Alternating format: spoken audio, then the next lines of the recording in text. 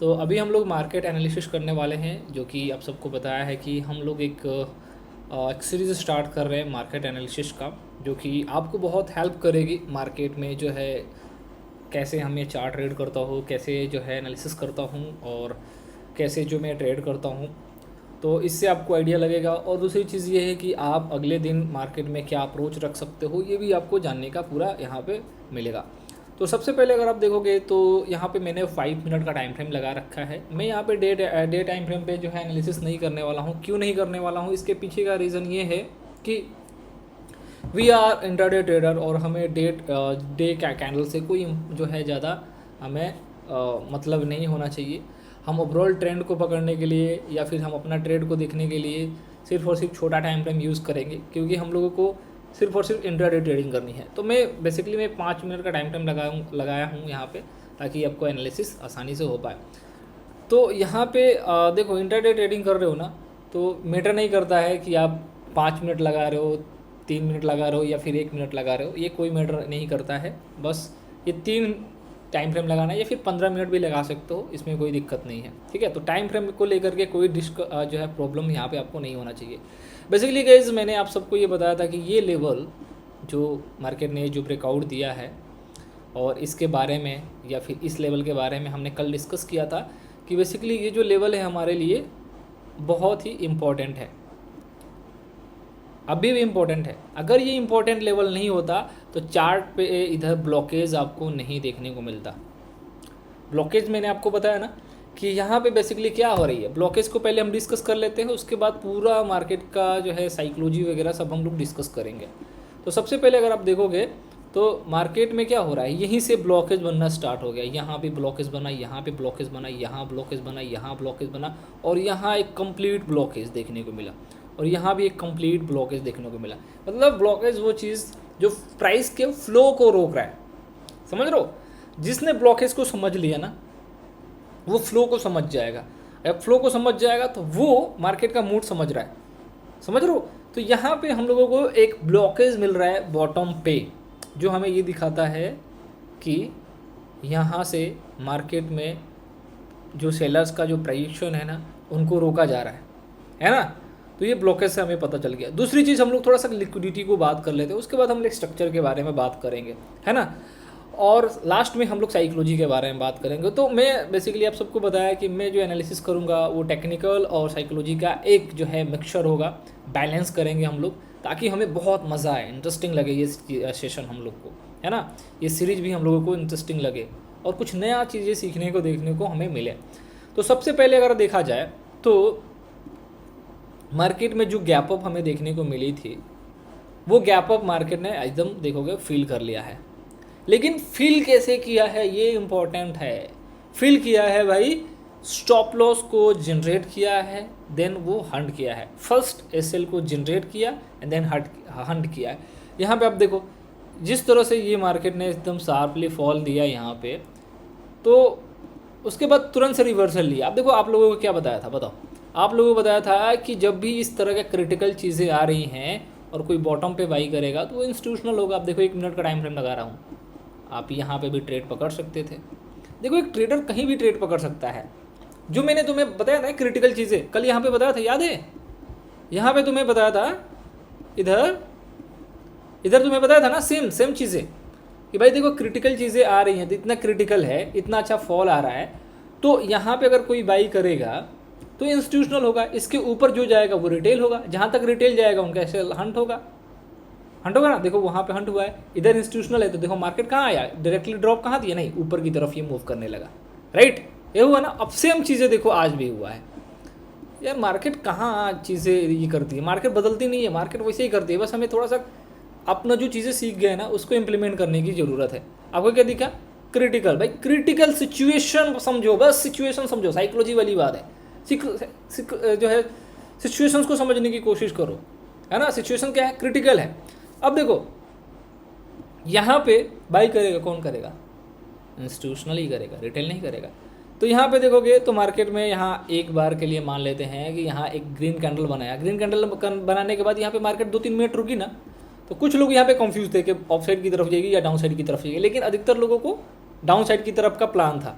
लेकिन मार्केट क्या किया, यहाँ पे फिर से रिजेक्शन दिया और एक अच्छा खासा बाइंग कैंडल दिखा दी। पहला कैंडल क्या था हमारा, IBC।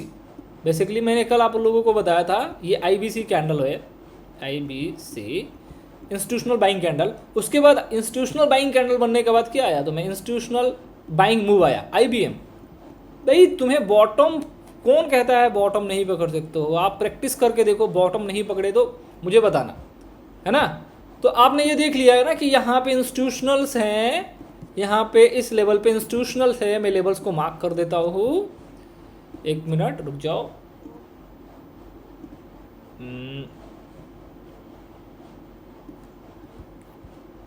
ये देखो, ये लेवल इंस्टीट्यूशनल्स का है, ठीक है, मैंने लेवल्स को मार्क कर दिया। और जब इंस्टीट्यूशनल्स का है तो यहाँ पे क्या हुआ, क्रिटिकली निकला था। आज लाइव में मैंने तुम्हें बताया था, यहाँ पे क्या हुआ कि ये क्रिटिकली निकला था, मतलब V शेप में निकला था। ऐसे जब V शेप में निकला है क्रिटिकली सिचुएशंस में, तो बॉटम पे एसएल रिटेल के नहीं होते भाई, भीड़ नहीं होती है, भीड़ का इकट्ठा एसएल नहीं रहता है, तुम समझते नहीं इस बात को। तो मार्केट रियल ड्रॉप कहाँ दी, देखो डायरेक्टली ड्रॉप दी, नहीं दी। सेम कल भी वही चीज़ करी थी, मैं एग्जाम्पल सेट करते चल रहा हूँ ताकि आपको जो चीज़ें कल समझाया था वो आपको यहाँ पे काम हो, दिखाई दे। क्रिटिकली निकली थी एंड देन जहाँ तक रिटेल था उनका एसएल खाया, लेकिन नीचे नहीं आया। लेकिन अगर आप इस चीज़ के बारे में नहीं जानते तो आप ये होप पाल के बैठते कि मार्केट सप्लाई देगी, सस्टेन नहीं कर रहा है हायर लेवल पे, सप्लाई देगी, नीचे एसएल बना लिया है सप्लाई देगी, वो गलत तरीका है, ऐसे नहीं देखा जाता है। लेकिन अब पता चल गया ना, ऐसा ही जो बताया हूँ ऐसे ही होगा। अब देखो रियल ड्रॉप, सीधा ड्रॉप नहीं दिया, इसने भी सीधा ड्रॉप नहीं दिया। जहाँ तक रिटेल आया देखोगे इसके ऊपर रिटेल का जितना एसएल था वो बाहर किया, नीचे इंस्टीट्यूशनल है छोड़ दिया। मैं बहुत ही इजी वे में बता रहा हूँ, ये सारी चीज़ों का एक नाम है, लेकिन मैं यहाँ पे नाम नहीं बताऊँगा कि थोड़ा आपको ये लगेगा कॉम्प्लिकेटेड। लेकिन मैं रिटेल और इंस्टीट्यूशनल्स की बातों को, उनके लिक्विडिटी को ध्यान में रख करके ये समझा रहा हूँ ताकि आपको समझना आसान लगे, है ना, और इसको इम्प्लीमेंट करना भी आपको आसान लगे, समझ गए। तो जहाँ तक रिटेल की एसएल थी ना, मार्केट ने सीधा यहाँ पे मूव फॉल किया, सीधा एकदम बढ़िया फॉल किया, और यहाँ पे रिटेल का नहीं था तो अपने आप को रिजेक्ट कर दिया। अब मार्केट को नीचे गिरना है, अब मार्केट को नीचे गिरनी है तो उसके लिए क्या करेगा मार्केट, टेल मी। उसके लिए क्या करेगा मार्केट, स्टॉप लॉस बनाएगा। स्टॉप लॉस कैसे बनते हैं, स्टॉप लॉस कैसे बनते हैं, जब इंड्यूसमेंट करेगी या फिर किसी एरिया को निकालने की कोशिश कर रहा है, नहीं निकाल रहा है, इंड्यूसमेंट कर रही है, तो उस कंडीशन में मार्केट एसएल बनाती है। तो अब देखो यहाँ से अगर इस पॉइंट को पकड़ोगे तो आपको क्या मिल रहा है, एक ब्लॉक मिल रहा है। इसको मत बोलो कि ये ट्रेंड ऊपर की तरफ जा रहा है, इसको भी बोलो अब ट्रेंड का ये ब्लॉकेज है, सॉरी ये जो है ब्लॉक, साइडवेज ब्लॉक है, ठीक है ना, ये कंसोलिडेशन ब्लॉक है। तो अब ट्रेंड का अगर कंसोलिडेशन ब्लॉक बन रहा है, मतलब कि ये मैं कहना ये चाहता हूँ कि प्राइस किसी स्पेसिफिक एरिया को, छोटे से एरिया को, एकदम जिसका कोई औकात नहीं है, मार्केट चाहे तो इस लेवल को ब्रेक कर सकती है, उस छोटे से एरिया को जिसकी कोई औकात नहीं है, मार्केट उस एरिया को निकालने के लिए इतना टाइम ले रही है, इतना मतलब कि ये जो बायर है इसमें भी औकात नहीं है सिंपल बात में, इसमें भी औकात नहीं है। तो जब इसमें औकात नहीं है तो इसके ऊपर तो गाज गिरना तय है ना। तो यहाँ पे जब देखो कंसोलिडेशन ब्लॉक बना, जो इसकी फ्लो जो है ऑफसाइड की तरफ थी, तो सीधा नीचे आया, डिप लिया। जहाँ तक एसएल रिटेल का इधर जब कंसोलिडेशन ब्लॉक बनाया तो भाई तो सबको लग रहा है ना ऊपर जाएगी, तो एसएल नीचे आया गया ना। तो देखो जहाँ तक एसएल आया मार्केट ने वहाँ तक फॉल किया। अब ये जो गिरा ना, इसके पीछे का लॉजिक मिल गया कि हाँ भाई एसएल के लिए ये आया है। और इसके पहले अगर आप यहाँ पे सेलिंग करके बैठते तो वहाँ पे लॉजिक नहीं था, फंस जाते। लेकिन अब आप सेलिंग करते तो आप शायद पैसा बना सकते थे, और आपको ये भी पता होता डिफाइंड एरिया होती कि नहीं यहाँ तक ही मार्केट आएगा, डे लो टूटने के बाद सीधा ऐसे ड्रॉप नहीं ले लेगा। जब तुमने यहाँ भी उस चीज़ को पकड़ लिया है ना, तो आप यहाँ भी सीख सकते हो कि नहीं जो है ब्रेकडाउन पे डायरेक्टली नहीं जाऊँगा। कितने लोग डे टूटने पे चिल्लाने लगते हैं कि डे लो टूट गया, डे लो टूट गया, कूदो कूदो कूदो कूदो, और फंस जाते हैं, है ना। तो फिर देखो मार्केट को जहाँ तक ऐसे लाया, अपने आप को नीचे की तरफ ढकेली, उसके बाद ये मार्केट ऊपर की तरफ गया। जो थोड़ा बहुत इधर जो शॉर्ट टर्म में सेल किए थे उनका एसएल खाई। भाई आज मार्केट ने पूरा जो है वाट लगाई है प्रीमियम का, राइट हो गया।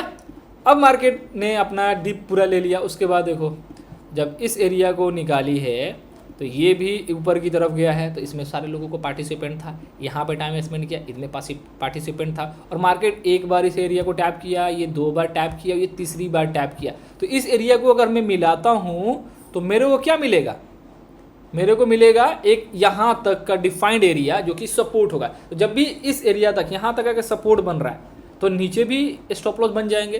तो वही चीज़ हुआ, मार्केट यहाँ पे फिर से स्टॉप लॉस हंट करने के लिए आई, लिक्विडिटी को स्विप किया, सारा चीज़ें स्टॉप लॉस पे था। फिर उसके बाद ये ऊपर की तरफ गई, यार कितना ईजी है ना। फिर उसके बाद ऊपर की तरफ गई और जहाँ तक ये सेल था सब मार्केट खाई। उसके बाद मार्केट में लेक ऑफ लिक्विडिटी की प्रॉब्लम झेलने को मिलने लगा। तो मार्केट यहाँ पूरी तरह से कंसोलिडेशन ब्लॉक बनाती है, जो कि क्या था, कंसोलिडेशन ब्लॉक हमारा क्या था, ये पूरी तरह से हॉरिजॉन्टली था। हमने आपको बताया था एक कंसोलिडेशन ब्लॉक जिसका फ्लो ऊपर की तरफ हो, एक कंसोलिडेशन ब्लॉक बताया था आपको जिसका फ्लो नीचे की तरफ हो, एक कंसोलिडेशन ब्लॉक बताया था आपको जो समतल हो, एकदम स्ट्रेट हो, है ना। तो जब तीनों पे कैसे काम करना ये भी बताया हो। तो ये देखो हमारा स्ट्रेट है, तो इधर भी ये सेल है, इधर भी ये सेल है। तो अब मान लो कि यहाँ से अगर सीधा ब्रेकआउट देता तो फिर भी ये नीचे आता, और अगर ये नीचे आ गया ना तो हाईली प्रोबेबिलिटी है कि फिर ऊपर की तरफ जाएगा, क्योंकि आपने देख लिया ना कि एसएल पे डिपेंडेंट है मार्केट, इधर एसएल पे डिपेंडेंट है। तो भाई मेरे पास लॉजिक मिल रहा है ना, तो मैं बॉटम पे बाई करूंगा। देखो ये बॉटम को हमने पकड़ा था, इस बॉटम को हमने पकड़ा था, राइट। वही सेम लॉजिक है, कितना ईजी है। अगर मार्केट का प्रीमियम सही रहता ना तो और मज़ा आता, लेकिन प्रीमियम सही नहीं है। मैं इस बात को एग्री करता हूँ कि स्टॉप लॉस ज़्यादा हिट हो रहे हैं, मेरे भी स्टॉप लॉस हिट हुए हैं, लेकिन एंड ऑफ द डे हमने अच्छा क्लोजिंग किया हुआ है ना। उसके बाद देखो एसएल पूरा एक बनाया, इधर का एसएल फिर खाया, फिर यहाँ पे थोड़ा स्पेंड किया, इधर एसएल बनाया खाया, एसएल बनाया खाया, यही सारी चीज़ें चलती रही। तो आज का मार्केट का जो एनालिसिस था कुछ ऐसा था, कुछ ऐसा व्यू था, ऐसा सिनेरियो था। आप देखो इस वीडियो से देखने के बाद आपकी जो है चीज़ें देखने की और करने की नज़रिया ज़रूर बदलेगा। अब हम क्या करेंगे बोलो, अब हम क्या करेंगे, मार्केट का एक स्ट्रक्चर फॉलो करने वाले हैं। जो स्ट्रक्चर मैंने कल तुम्हें बताया था उसी चीज़ को हम लोग फॉलो करेंगे। सबसे पहले तो तुम्हें साफ सुथरा एकदम बढ़िया सा लिक्विडिटी मिल रहा है, क्योंकि एक इसके ऊपर भी एक शिफ्ट वाले एरिया के ऊपर भी आपका एसएल है, इसके ऊपर भी एसएल है, इसके ऊपर भी एसएल है, इसके ऊपर भी एसएल है, इसके ऊपर भी एसएल है। मार्केट में हर लेवल के ऊपर एसएल है, पूरा अच्छी तरह एसएल इधर बन चुका है। और वेट करना है तो सिर्फ और सिर्फ हमें अब बायस का वेट करना है। अब बायस का वेट कैसे करना है, अब देखो सबसे पहले कुछ मत करो, डिप में अगर मौका मिल रहा है तो बाई करो, लेकिन टॉप पे वेट करो। टॉप पे अगर बाई करना है तो वेट करो, क्योंकि वहाँ पे हमें फाइट चाहिए। सिंपल तरीके से तुम्हें बता रहा हूँ, अगर आपको टॉप पे बाई करना है वहाँ पे फाइट चाहिए, स्ट्रक्चर लॉक चाहिए, अदरवाइज नहीं कर पाओगे। देखो यहीं से पकड़ लेते एग्जाम्पल, बाइंग आया, उसके बाद जो है सप्लाई आती है, लेकिन बाइंग कैंडल देखोगे तो हायर लेवल को ब्रीच नहीं कर पाई, सीधा सप्लाई दिया। यहाँ पे वही चीज़ करी, फाइट में नहीं आया बायर, यहाँ पे फाइट में नहीं आया, यहाँ पे गया तो फाइट में नहीं आया। अगर ये फाइट में आता ना, यहाँ पे फाइट में आता तो बेसिकली ये मूड को दिखाता, नहीं भाई साहब हम इस लेवल को निकालना चाहते हैं, हम फाइट करना चाहते हैं, लेकिन वो बायर फाइट ही नहीं कर रहा है। तो फिर कैसे कह सकते हैं कि मार्केट में बायर है ही नहीं? बायर है, लेकिन उसकी कोशिश नहीं है, उसकी कोशिश नहीं है। अब इधर खाना दिख रहा है, जब तक वो हाथ नहीं डालेगा तब तक खाएगा कैसे? तो एफर्ट डालना पड़ेगा भाई। तो अगर मान लो कि मार्केट में अगर कहीं भी कल भी अगर इस लेवल पे अगर निकालता है ना, तो इधर हम लोगों को साफ सुथरा क्लीन फाइटिंग वाला प्राइस एक्शन चाहिए, जो बायर लॉक करे, साफ सुथरे से निकाले। देन देखो कि मार्केट ऐसे उड़ के जा सकती है, आज जाए या फिर जो है मंडे को जाए। लेकिन ऐसा ही व्यू मेरा है इस लेवल पे, इस एरियाज़ में, समझ गए? Thank you for watching. और वीडियो कैसा लगा कमेंट करके ज़रूर बताना।